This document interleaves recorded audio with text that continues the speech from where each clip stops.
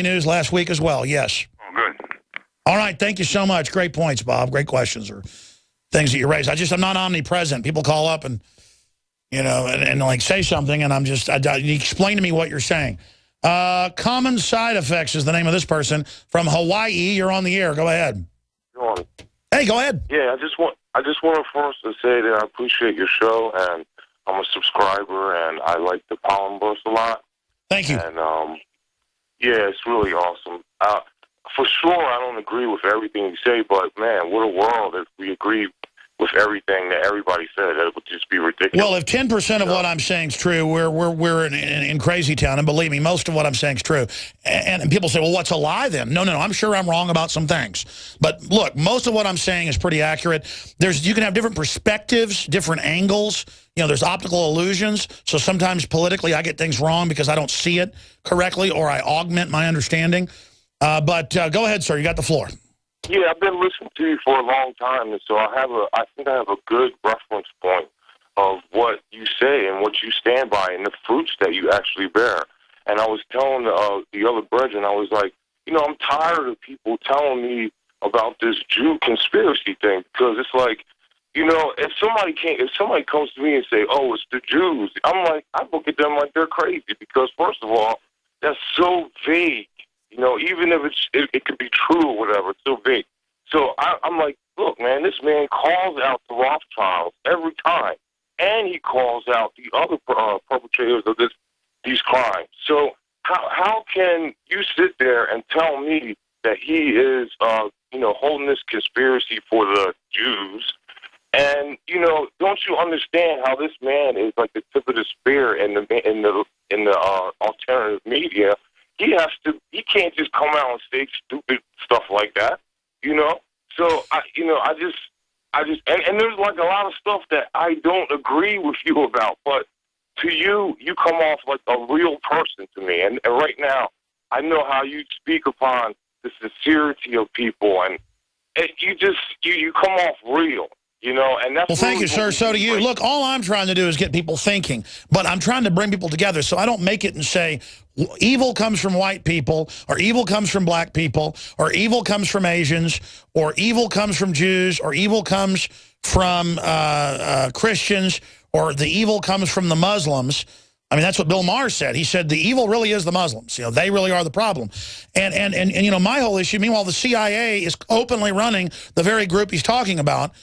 And so they're trying to make Islam like that. The point is that I'm not defending it either, because I'm not a Muslim. The point is that clearly there's a lot of powerful people that have come out of the Jewish faith, the Jewish genetic system, whatever you want to call it. And but there's a lot of powerful Asians in engineering as well. So yeah, there are ethnic mafias involved. There's Italian mafia involved in the New World Order. But I don't blame all Jews, because there's a Jewish mafia, Bugsy Siegel, the whole 9 yards. I'm really trying to sell liberty and freedom no matter what color you are. I've had a lot of Jewish friends and have Jewish friends that love liberty, are super smart, nice people, and have done nothing but help me. People like Aaron Russo, God rest his soul. And so, Jews on average, I think, are really smart people. Every group has stereotypes, but you're going to have bad Jews, going to have good Jews. And so my whole thing is, Cass Sunstein's a Jew, and he says at the White House, we're going to go out and stir up conspiracy groups along lines, racial lines, religious lines, to play them off against each other. Well, that's it. So you go out, because I'm creating unity, and you say, I work for the Vatican. Turns out the guy that says that actually pretty much works for Israel. Certain Israeli groups. It's not one monolithic group. And then you've got the FBI white supremacist types like Hal Turner saying I'm Jewish and my family's Jewish and I work for Israel. Turns out he was a federal officer. He's in jail now. They burned him. And that's all because I was honest and said that my wife's mother, her dad, her grandfather was Jewish. And I'm part Native American. But I'm an American. I'm a liberty lover. And I don't think that's shameful, that my wife has some Jewish heritage, and, her family's like nuclear physicists and, classical violinists, some smart people, Harvard doctors, you name it. But, she's got, her dad's from like West Texas and wears a cowboy hat and is, has an English name. It's just, she's a Christian. The whole point is that, if they take over and it was a Nazi coup, would I be killed, my kids killed? Because because, you know, I have some connection to Jews. I mean, I don't think there's any Europeans out there that don't have some type of Jewish bloodline. I don't know that in my genealogy, but I bet it's there somewhere because, you know, I've got so many, you know, different European bloodlines in my bloodline. The Jews have been in Europe for thousands of years. They were merchants along with the Romans, and so there have been Jews in Europe for over 2,000 years. And so, I mean, it's just, you know, they turned out Hitler had some Jewish blood, and that was a big deal. So I just don't sit there and demonize anybody. But look, and I appreciate your call. People want to intellectually feel like they've one-upped you. And so instead of debating what I've done, what I stand for, they just go, I'm morally bigger and better. Alex Jones is an Israeli agent. Even though I'm critical of Israel and critical of the things they're doing. You know, when I criticize a war against Russia, they have neocon groups run by the CIA publicly, come out and say that I work for Putin. Well, that's just pure bull. Don't speak a word of Russian. I know how to say gulag or uskal. I guess I can say the word vodka. I mean, I know the Russian women are beautiful. But, I mean, other than that, I'm being accused of working for Putin. It's pure bull. It's pure bull.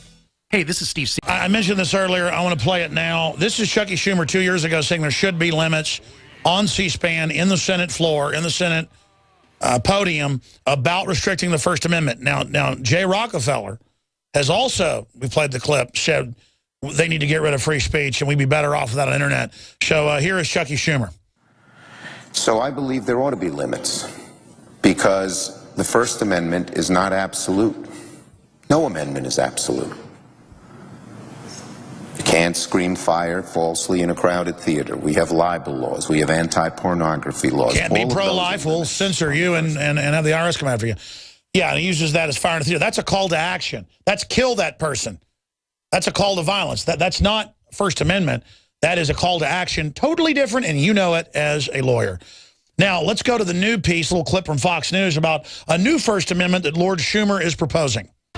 When the Supreme Court or any of my colleagues say that the Koch brothers' First Amendment rights are being deprived, that they're not being heard, it defies common sense. It defies logic. The ability to be heard is different than the ability to drown out every other point of view using modern technology simply because you have a lot more money. By the way, I get zero money from the Koch brothers. Until about 4 or 5 years ago, I would call them the Koch brothers because I would just read the name. They fund Bill Clinton. We've had Greg Palast, who's a liberal on all of them. He's an honest liberal, though.